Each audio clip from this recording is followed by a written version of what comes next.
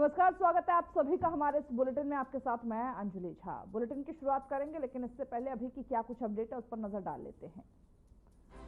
तो ऑपरेशन सिंदूर की सफलता के बाद आज पहली बार मंत्रिपरिषद की बैठक करेंगे पीएम मोदी।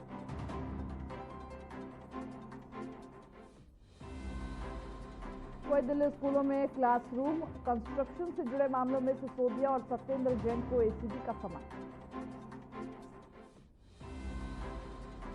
टोरंटो में 7 लोगों पर फायरिंग, कुछ की हालत गंभीर।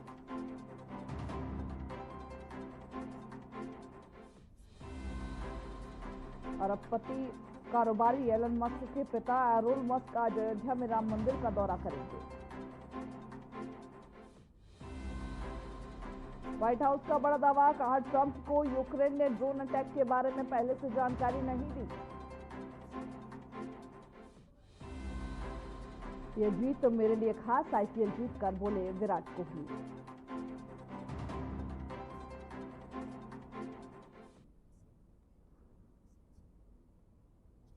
चलिए बुलेटिन की रुख करते हैं और इस वक्त की बड़ी खबर के साथ इसकी शुरुआत करते हैं। ऑपरेशन सिंदूर के बाद पहली कैबिनेट की मीटिंग है। आज पीएम मोदी सरकार का एजेंडा पेश करेंगे।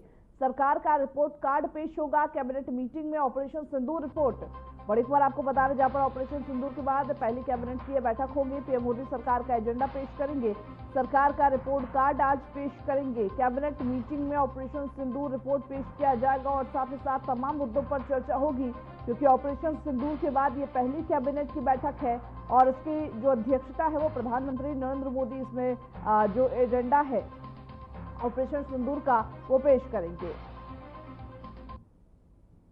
तो पीएम मोदी सरकार का एजेंडा पेश करेंगे इस मीटिंग में। आज पहली जो मीटिंग है ऑपरेशन सिंदूर के बाद वो है जिसमें तमाम मुद्दों पर चर्चा होगी और साथ ही साथ सुरक्षा संबंधी मुद्दों पर भी इस दौरान चर्चा संभव है।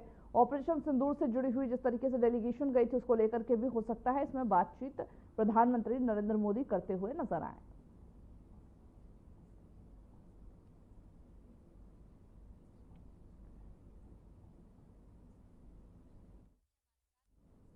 वही एलन मस्क के पिता एरोल मस्क का भारत दौरा है। रामलला के दर्शन करेंगे मस्क के पिता। राम दरबार की प्राण प्रतिष्ठा का दूसरा दिन है। मंदिर में आधे घंटे तक रुकेंगे मस्क। बड़ी खबर आपको बता रहे, जहां पर एलन मस्क के पिता एरोल मस्क का आज भारत दौरा है। अयोध्या में रामलला के दर्शन करते हुए नजर आएंगे। राम दरबार की प्राण प्रतिष्ठा का दूसरा दिन है, इसमें वो शिरकत करने के लिए आ रहे हैं और मस्क के जो पिता हैं, एलन मस्क के पिता, वो वहां पर अयोध्या के राम मंदिर में आधे घंटे रुकेंगे भी। तो एलन मस्क के पिता एरोल मस्क आज भारत दौरे पर रहेंगे। भारत दौरे के दौरान ही वो अयोध्या में राम मंदिर में रामलला के दर्शन करते हुए नजर आएंगे।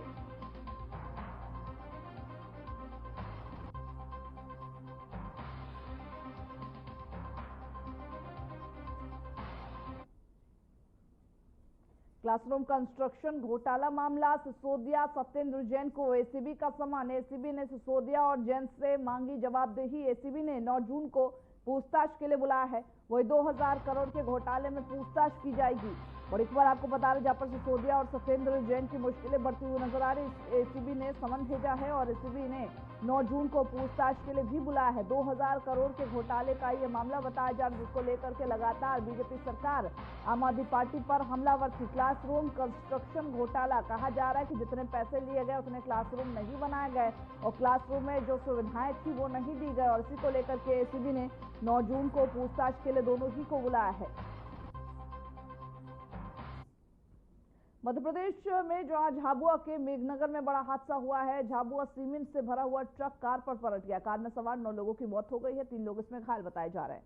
तो झाबुआ में सीमेंट से भरा हुआ ट्रक कार पर पलटा है और मध्य प्रदेश झाबुआ के मेघनगर में हादसा हुआ है। झाबुआ सीमेंट से भरा ट्रक कार पर पलटा।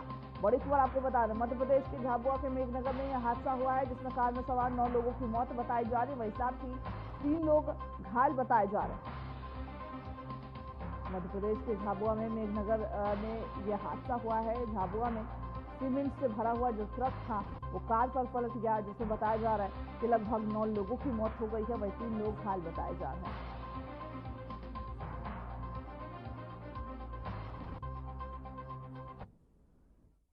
मोगा के कई हिस्सों में मूसलाधार बारिश हुई है, जिससे स्थानीय लोगों को दिक्कतों का सामना करना पड़ रहा।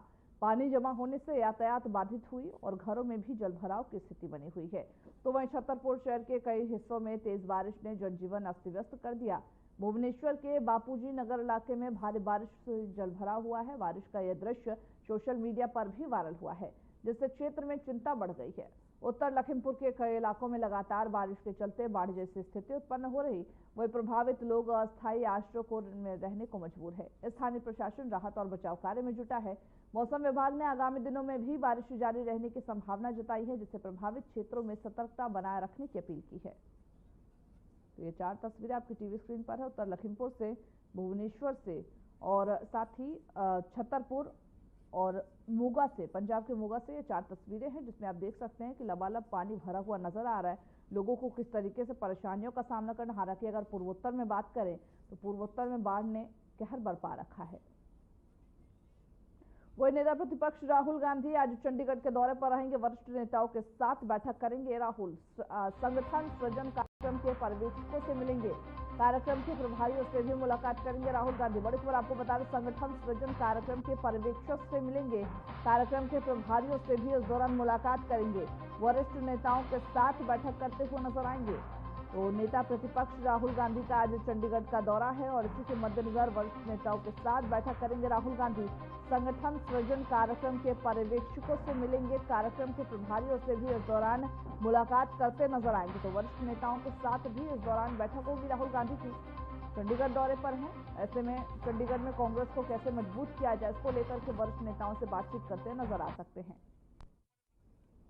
वही जम्मू कश्मीर के डोडा और भद्रवाह क्षेत्रों में कृषि विभाग ने प्रधानमंत्री नरेंद्र मोदी के आह्वान के अनुरूप देश के कृषि क्षेत्र के विकास के लिए विकसित कृषि संकल्प अभियान 2025 के तहत एक व्यापक किसान जागरूकता कार्यक्रम का आयोजन किया। इस कार्यक्रम का उद्देश्य किसानों को नई कृषि तकनीकों, उन्नत बीज, सिंचाई के बेहतर तरीकों और सरकारी योजनाओं की जानकारी देना था, ताकि वे अपनी उपज बढ़ा सके और आय में सुधार कर सके।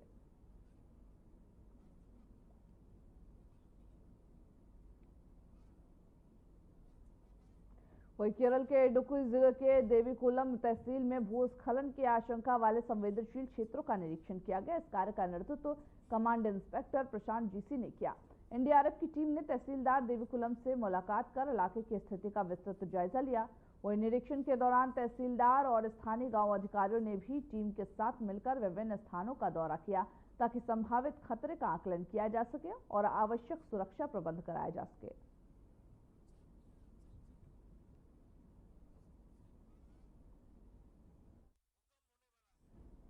श्री राम जन्मभूमि मंदिर के पहले तल पर जहां राम दरबार की प्राण प्रतिष्ठा को लेकर श्रद्धा और आस्था का माहौल चरम पर है।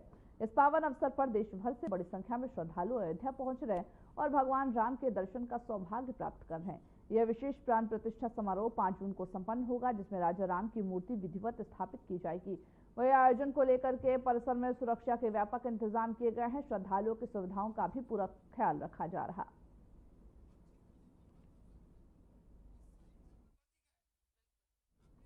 जून का महीना पूर्वोत्तर भारत के लिए सैलाब लेकर आया है। जहां तक नजरें जा रही हैं, पूरा का पूरा इलाका पानी की जंजीर में कैद नजर आ रहा। रिहायशी इलाकों में पानी की दस्तक ने लोगों की मुसीबत बढ़ा दी है। लोग अपना आशियाना छोड़ रेस्क्यू की आस में दरवाजे पर बैठे हैं। स्कूलों और बाजारों में भी पानी ने दस्तक दे दिया है। गाड़ियों की जगह रेस्क्यू टीमों की बोट ने ले लिया है। देखिए इस रिपोर्ट को।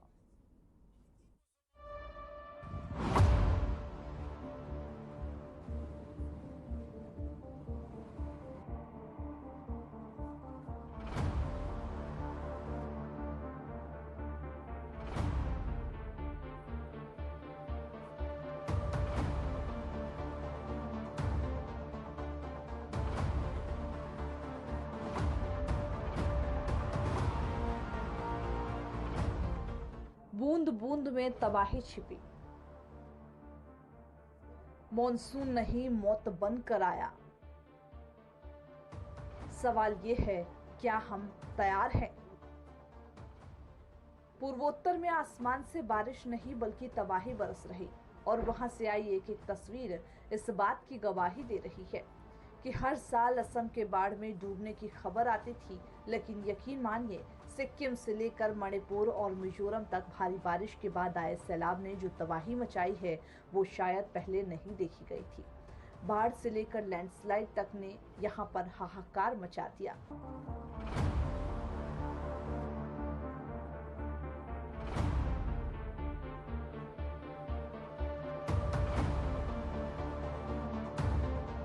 आपकी स्क्रीन पर मौजूद ये तस्वीरें इस बात की गवाही दे रही है कि आसमान से जब बारिश की शक्ल में बर्बादी बरसती है तो कैसे जमीन पर मौत का सैलाब बनकर निकलता है। पानी सब कुछ लील जाने वाली रफ्तार के साथ आगे बढ़ रहा है। तस्वीरें रोंगटे खड़े करने वाली है, क्योंकि पानी का वेग बता रहा है कि हर पल कैसे सिर पर मौत नाच रही। ऐसा एक नहीं बल्कि पूर्वोत्तर के कोने कोने से कई तस्वीरें आई जो रिकॉर्ड तोड़ बारिश से पहाड़ तोड़ तबाही की गवाही दे रही। एक घर जो उफनती बाढ़ के सामने अपना वजूद बचाने की जद्दोजहद कर रहा, लेकिन हर गुजरते पल के साथ यह उम्मीद धुंधली पड़ती जा रही है। दूसरे किनारे पर खड़े लोग चिल्ला रहे होते हैं, बाढ़ का पानी कितने फोर्स के साथ आया है और रास्ते में आई हर चीज को अपने साथ बहा ले गया। जो घर बच गए वे भी मलबे में भरे हुए हैं। आसाम के गुवाहाटी में भी 67 साल की बारिश का रिकॉर्ड टूट गया। 1 जून को असम के सिलचर में 24 घंटे के भीतर 415 mm बारिश हुई है, जो पिछले 132 साल में सबसे ज्यादा बारिश है। इससे पहले सबसे ज्यादा बारिश का रिकॉर्ड 290 mm बारिश का है, जो साल 1893 में हुई थी। लोग अपना आशियाना छोड़कर रेस्क्यू की आस में दरवाजे पर बैठे हैं। स्कूलों और बाजारों में भी पानी ने दस्तक दे दिया है। गाड़ियों की जगह रेस्क्यू टीमों के बोट ने ले ली। खाने पीने का सामान भी पहुंचाया जा रहा, और सबसे बड़ी चुनौती है मुसीबत में फंसे लोगों को रेस्क्यू कर राहत कैंपों में भेजना। बाढ़ बारिश का सबसे ज्यादा असर हुआ है मणिपुर की राजधानी इम्फाल में। बीते 4 दिनों से लगातार हो रही बारिश से इम्फाल में जनजीवन अस्त व्यस्त हो गया। शहर के करीब हर हिस्से में तबाही का आलम है। जरूरी सुविधाओं के लिए भी लोगों को जद्दोजहद करनी पड़ रही है। इम्फाल में जैसे हालात है, उनमें एनडीआरएफ और एसडीआरएफ की टीमें देवदूत बनकर लोगों को बचा रही है। मिलिट्री कैंप लैंडस्लाइड की चपेट में आया। पूर्वोत्तर में अब तक मानसूनी आफत से 37 से ज्यादा लोगों की जान जा चुकी है। नॉर्थ सिक्किम में बादल फटने की वजह से तीस्ता नदी में बाढ़ आ गई। कई इलाकों से संपर्क कट गया। सिक्किम के एक मिलिट्री कैंप भी लैंडस्लाइड की चपेट में आ गया। वह इस हादसे में आर्मी के 3 जवान की मौत हो गई, जबकि 6 जवान अभी भी लापता बताए जा रहे हैं। ऐसे में प्रशासन किसी तरीके की लापरवाही बरतने के मूड में नहीं है। एनडीआरएफ, असम राइफल और फायर सर्विस की टीमें रेस्क्यू में जुटी। हालात इतने खराब हैं कि दफ्तरों और अस्पताल तक में पानी भर गया।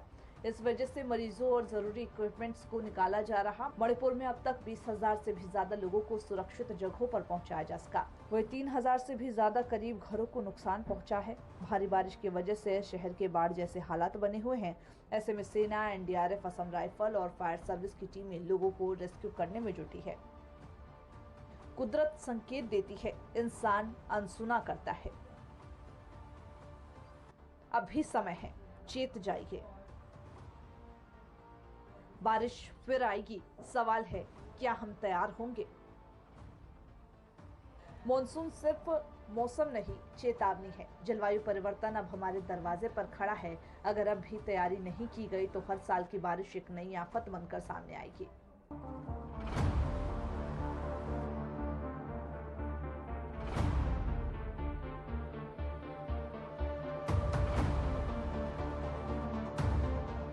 पिछले कुछ दिनों में जो भारी बारिश हुई, विशेषकर असम, मेघालय, वैसे तो नागालैंड, मणिपुर, मिजोरम, त्रिपुरा में भी भारी से भारी बारिश हुई है।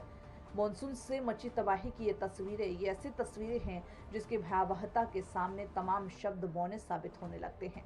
30 से 31 मई के दरमियान रात सिक्किम में बादल फटा था। बादल फटने के बाद तीस्ता नदी में उफान आया। सिक्किम में बहने वाली तीस्ता नदी कई फीट ऊपर तक बह रही है। सिक्किम में 1000 से भी ज्यादा पर्यटक फंसे थे। लाचेन में पहाड़ टूटकर भारतीय सेना के मिलिट्री कैंप पर गिरा, जिसमें 3 जवान शहीद हो गए, कई घायल हो गए। रेस्क्यू लगातार जारी है, लेकिन सवाल यह है कि सिक्किम में आखिर इतनी तबाही क्यों हुई? जब भी ऐसी कोई स्थिति बनती है, नॉर्थ ईस्ट इंडिया में भारी बारिश होती है। और दूसरी बात यह भी है कि नॉर्थ ईस्ट इंडिया में जो भी ऐसी स्थिति में बारिश होती है, बताया जा रहा है कि सिक्किम में 300 से ज्यादा हिमनद झील है। हिमनद यानी वो झीलें जो ग्लेशियर के पिघलने से बनती है, और इनमें 10 झील ऐसी हैं जो बेहद खतरनाक स्थिति में हैं। ग्लोबल वार्मिंग की वजह से हिमालय के ग्लेशियर तेजी से पिघल रहे, और इसकी वजह से हिमनद झीलों का जलस्तर बढ़ रहा, जो भारी बारिश या लैंडस्लाइड की वजह बन सकती है। साल 2023 में भी सिक्किम में ऐसे ही हिम्मत झील फट गई थी, जिसके बाद 50 से ज्यादा जानें चली गई थी। नॉर्थ ईस्ट इंडिया एक कॉम्प्लेक्स से पॉकेट है, वैली भी है, फॉरेस्ट भी है, माउंटेन्स भी है, तो सबका मिश्रण है और हर बार बारिश के शुरू होते ही कुछ ऐसी तस्वीरें सामने आने लगती। आलम अब यह है कि मिजोरम में बारिश से हुई तबाही के कारण पूरे राज्य में 1/3 से ज्यादा इलाकों में बारिश के कारण बिजली आपूर्ति बाधित हो गई। स्कूलों को बंद कर दिया गया। पूर्वोत्तर राज्यों में हालत बिगड़ते देखते हुए पीएम मोदी ने अधिकारियों को हर संभव सहायता और समर्थन देने का आश्वासन दिया। उन्होंने कहा कि केंद्र सरकार संकट के इस घड़ी में राज्यों के साथ खड़ी है और राहत और बचाव कार्यों के लिए पूरी सहायता दी जाएगी। पूर्वोत्तर राज्यों में बारिश ने करीब तबाही मचा रखी है। नागरिकों की रोजमर्रा की जिंदगी बेहाल नजर आ रही और हर बीतते वक्त के साथ लोग इंतजार कर रहे हैं उस घड़ी का, उस क्षण का जब वापस से इन लोगों के जीवन की ट्रेन पटरी पर वापस लौटेगी। Desk report, RNTV। तीसरे विश्व युद्ध का खतरा अब पहले से कहीं ज्यादा मंडराने लगा है। यूक्रेन ने हाल ही में जो सबसे बड़ा हमला अंजाम दिया है, उसने पूरी दुनिया की नजरें इस जंग पर फिर से गड़ा दी। इस हमले को स्पाइडर वेब ऑपरेशन का नाम दिया गया। एक ऐसा ऑपरेशन जिसकी योजना बेहद गुप्त और रणनीतिक थी, जहां इस कार्रवाई में यूक्रेन को करीब 60,000 करोड़ से ज्यादा का नुकसान हुआ है। लेकिन जिस साहस और सटीकता से यह हमला किया गया, उसने रूस को भी असमंजस में डाल दिया। देखिए इस रिपोर्ट को। स्पाइडर वेब ऑपरेशन, ये वो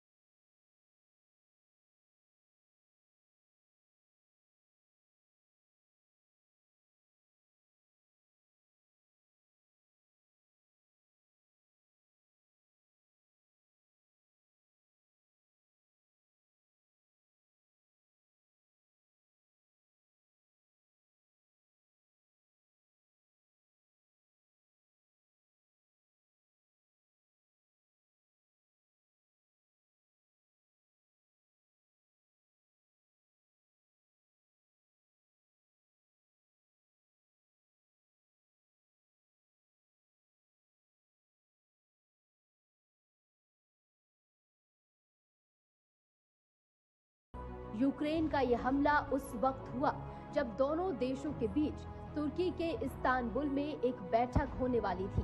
यूक्रेन 40 एयरक्राफ्ट को ध्वस्त करने का दावा भी कर रहा है, जिसमें Tu-95, Tu-22 बम वर्षक भी शामिल है। ये दोनों एयरक्राफ्ट परमाणु हथियार ले जाने में भी सक्षम थे। यूक्रेन ने ये कहा कि उसकी सुरक्षा सेवा यानी कि SBU ने इस हमले की तैयारी 11 महीने में की थी। लेकिन बैठक से ठीक पहले इतना विनाशक हमला करना हैरान करने वाला है। चलिए अब आपको बताते हैं वो 5 एयरबेस जिन पर यूक्रेन ने धावा बोला। बेलाया एयरबेस, इरकुत्स्क ओब्लास्ट 4300 किलोमीटर दूर। ओलेनिया एयरबेस, मुर्मांस्क ओब्लास्ट 3674 किलोमीटर दूर। डाइगिलेवो एयरबेस, रियाजान ओब्लास्ट 2161 किलोमीटर दूर। Ivanovo airbase, Ivanovo oblast 2000 kilometre दूर। अमूर एयरबेस, अमूर ओब्लास्ट 6000 किलोमीटर दूर। यूक्रेनी एजेंसी ने कहा कि उन्होंने यह हमला इसलिए किया ताकि रूस की बमबारी रुक सके, क्योंकि लगभग हर रात रूसी विमान यूक्रेनी शहरों पर लगातार हमला करते हैं। उन्हें उम्मीद है कि इस हमले से रूस को काफी नुकसान पहुंचा होगा। यूक्रेन ने यह भी कहा कि उसके ड्रोन मिशन आगे भी इसी तरह जारी रहेंगे। यूक्रेनी मीडिया रिपोर्टों के मुताबिक ड्रोन को पहले रूस में चोरी छिपे भेजा गया और फिर उन्हें लॉरियों में रखे लकड़ी के कैबिनों के नीचे छुपाया गया। जब हमला करना था तो इन्हीं ट्रकों से ड्रोन को लॉन्च किया गया। अंतर्राष्ट्रीय पर्यवेक्षकों का कहना है कि यूक्रेन के राष्ट्रपति जेलेंस्की 2 जून को होने वाली बातचीत से पहले रूस पर दबाव बढ़ाना चाहते थे। रूस का प्रतिनिधि मंडल, जिसका नेतृत्व क्रेमलिन के सहायक व्लादिमीर मेडेंस्की कर रहे हैं, वो तुर्की पहुंचे। जानकारों का कहना है कि पुतिन ऐसे हमलों के बाद चुप नहीं रहेंगे और उनका बदला खौफनाक हो सकता है। लिहाजा अब सवाल उठ रहे हैं कि क्या यूक्रेनी राष्ट्रपति जेलेंस्की के कहने पर किए गए इस हमले से शांति का रास्ता खुला है या फिर दुनिया एक विनाशकारी परमाणु संघर्ष की तरफ अब निकल चुकी है। इन हमलों के बाद डर है कि क्या रूस के राष्ट्रपति व्लादिमीर पुतिन परमाणु हथियारों का इस्तेमाल कर सकते हैं। 4 मई को पुतिन ने एक टीवी इंटरव्यू में इस बारे में बात की थी। उन्होंने कहा था कि परमाणु हथियारों का इस्तेमाल करने की कोई जरूरत नहीं पड़ी है और उन्हें उम्मीद है कि उनकी जरूरत आगे भी नहीं पड़ेगी। उन्होंने कहा कि हमारे पास 2022 में जो शुरू हुआ था उसे उसके नतीजे तक पहुंचाने के लिए पर्याप्त ताकत और साधन भी है जो रूस को चाहिए। जबकि पिछले साल पुतिन ने रूस की परमाणु नीति को अपडेट किया था, जिसमें उन्होंने कहा था कि रूस परमाणु हथियारों का इस्तेमाल तब भी कर सकता है जब उस पर किसी ऐसे देश द्वारा हमला किया जाए जिसके पास परमाणु हथियार है और जो सामान्य हथियारों से हमला कर रहा हो। साथ ही ये जानना भी अहम है कि 2 जून को रूस और यूक्रेन के बीच बातचीत हुई। ये बातचीत लगभग 20 मिनट तक चली, जिसमें कैदियों की अदला बदली पर रजामंदी भी बनी। लेकिन यहाँ जेलेंस्की का एक बयान बहुत ज्यादा अहम हो जाता है। दरअसल जेलेंस्की ने कहा कि रूस को नुकसान से समझ में आएगा और वे कूटनीति की तरफ जाएगा। आपको बता दें कि रविवार को हुआ हमला पुतिन के लिए बेहद अपमानजनक है, इसलिए आने वाले दिनों में रूस यूक्रेन पर ड्रोन की बजाय बड़ी मिसाइलों से भी हमला कर सकता है। हालात कुछ ऐसे बने हैं कि रूस ने कभी भी नहीं सोचा होगा कि उसका दुश्मन सस्ते से ड्रोन से उनके सैकड़ों हजारों करोड़ के लड़ाकू विमानों को उन्हीं के घर में आकर तबाह कर देगा। Bureau report, Aryan TV. देश में एक बार फिर कोरोना वायरस का संक्रमण तेजी से फैलता नजर आ रहा। स्वास्थ्य मंत्रालय द्वारा ताजा आंकड़े हैं उसके मुताबिक पिछले 24 घंटे की बात करें तो 6 से ज्यादा मरीजों की मौत हो चुकी है। इसी के साथ सक्रिय मामलों की संख्या भी तेजी से बढ़ती हुई नजर आ रही है, लगभग 4000 के पार हो चुकी है। विशेषज्ञों के मुताबिक यह बढ़ोतरी नए वेरिएंट के कारण हो सकती है। हालांकि इसकी पुष्टि के लिए अभी जांच जारी है। देखिए इस रिपोर्ट को। भारत में कोरोना की बढ़ती रफ्तार एक बार फिर टेंशन बढ़ा रही है। भारत में कोरोना वायरस एक बार फिर रफ्तार पकड़ता नजर आ रहा है। बीते कुछ दिनों में कोविड-19 के मामलों में अचानक तेजी से बढ़ोतरी हुई है, जिसने स्वास्थ्य विभाग और आम जनता की चिंता बढ़ा दी है। स्वास्थ्य मंत्रालय के अनुसार 22 अप्रैल को देश में कोरोना के सक्रिय मामलों की संख्या महज 257 थी, जो अब बढ़कर 4000 से भी अधिक हो गई है। इस वक्त केरल हॉटस्पॉट बना हुआ है। ताजा आंकड़ों के मुताबिक केरल इस समय देश का सबसे ज्यादा प्रभावित राज्य बनकर उभरा है। वहीं महाराष्ट्र, दिल्ली, राजस्थान और कर्नाटक समेत कई अन्य राज्यों में भी संक्रमितों की संख्या में इजाफा देखा जा रहा है। विशेषज्ञों का मानना है कि मौसम परिवर्तन, लोगों की लापरवाही और संभावित नए वेरिएंट के चलते मामलों में ये अचानक उछाल आया है। देश में इस वक्त कोरोना के नए वेरिएंट को लेकर दहशत है। कोरोना को लेकर स्वास्थ्य तंत्र सतर्क हो गया है। स्वास्थ्य मंत्रालय ने जारी किए गए ताजा आंकड़ों के मुताबिक देश में एक्टिव केस की संख्या 4000 के आंकड़े पार कर गई है। तेजी से बढ़ते मामले को देखते हुए केंद्र सरकार ने सभी राज्यों को अलर्ट जारी कर दिया है। पिछले कुछ दिनों में बढ़ रहे मामलों के लिए इन्हीं वेरिएंट्स को जिम्मेदार माना जा रहा है। वहीं कोरोना के बढ़ते मामले को देखते हुए केंद्र सरकार और राज्य सरकार ने भी अस्पतालों को अलर्ट रहने को कहा है। अस्पतालों में तैयारियों को पुख्ता करने और टेस्टिंग की संख्या बढ़ाने के निर्देश दिए गए हैं। सभी सरकारी और निजी अस्पतालों को कहा गया कि वो ऑक्सीजन, दवाइयां, आईसीयू बेड और वेंटिलेटर जैसी सुविधाएं सुनिश्चित करें। देश भर में एक्टिव मामले बढ़कर 4000 के पार हो गए हैं। वहीं 37 लोगों ने कोरोना से अपनी जान गंवाई है। पिछले 24 घंटों में कोरोना से देश भर में 5 मौतें भी हुई है। मौजूदा समय में कोरोना के सबसे ज्यादा एक्टिव केस केरल में 1400 के पार है। इसके अलावा महाराष्ट्र में 400 से अधिक, गुजरात में 300 से ज्यादा और दिल्ली में 400 के लगभग सक्रिय केस है। कर्नाटक, पश्चिम बंगाल, तमिलनाडु में भी कोरोना तेजी से पैर पसार रहा है।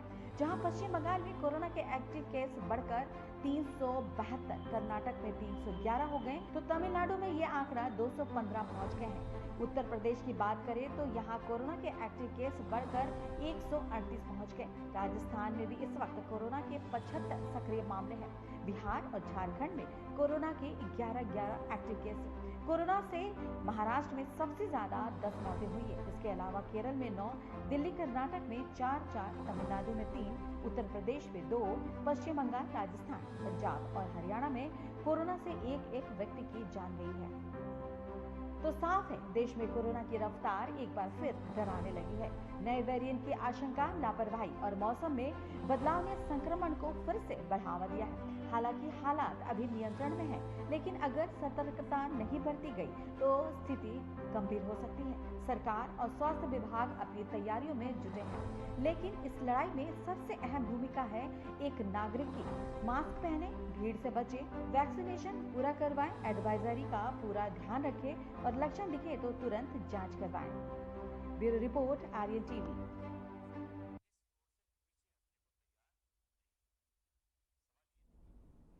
तो चलिए, खबरों के हमारे इस बुलेटिन में बस इतना ही। मुझे दीजिए इजाजत। नमस्कार।